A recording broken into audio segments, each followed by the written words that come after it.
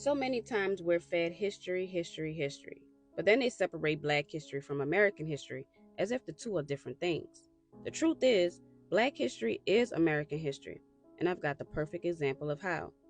So during the War of 1812, Black men stood up to defend this country. They fought in the Battle of New Orleans, which was one of the most famous battles of that war.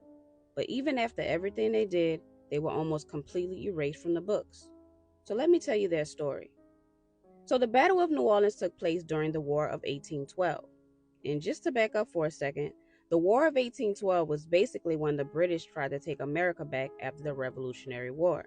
They launched attacks on different fronts, and New Orleans became a major target because of the port. Whoever controlled the mouth of the Mississippi controlled trade and power over the whole middle of the country. If you look at the paintings or go to certain museums, you'll see Andrew Jackson standing tall with his militia, mostly white men. But that's the image that got remembered. But what they don't show you is that Black men were there too, fighting in a recognized unit called the Free People of Color Militia. So, who were the Free People of Color? Well, New Orleans was different from most of America. By the early 1800s, this city had one of the largest populations of free Black people in the entire country.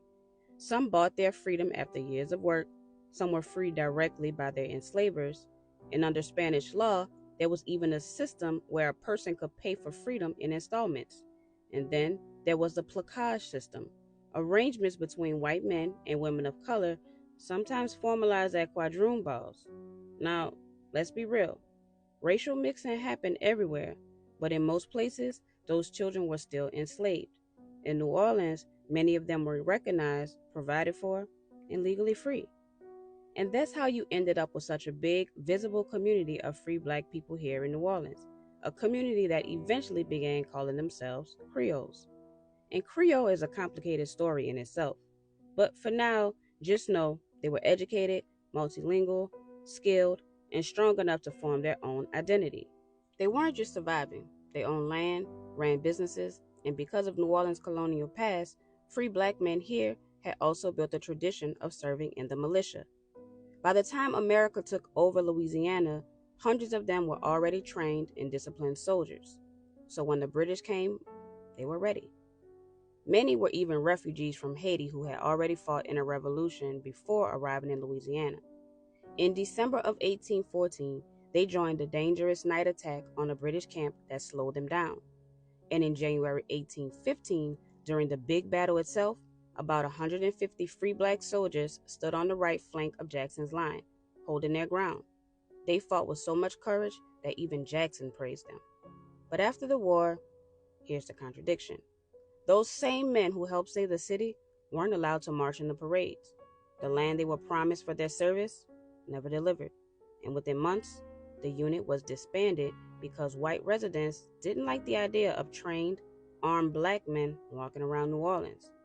Some of those veterans left, moving into Texas and Mexico, carrying their fight into other independent struggles. Their bravery carried on, even if their place in our story was erased. And here's something else most people don't know. If you go today to the Chalmette Battlefield, part of the Jean Lafitte National Historical Park, well, that's one of the actual sites where the battle took place. And right there is a military cemetery where some of those free men of color are buried. Their bodies rest on the battlefield they helped defend, yet their names and their stories were nearly wiped away from the history books. And that's why this matters, because what happened here wasn't just about one battle.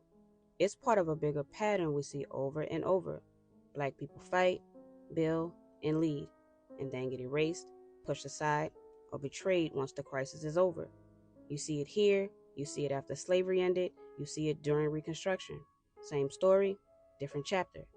But telling it now means they don't stay erased.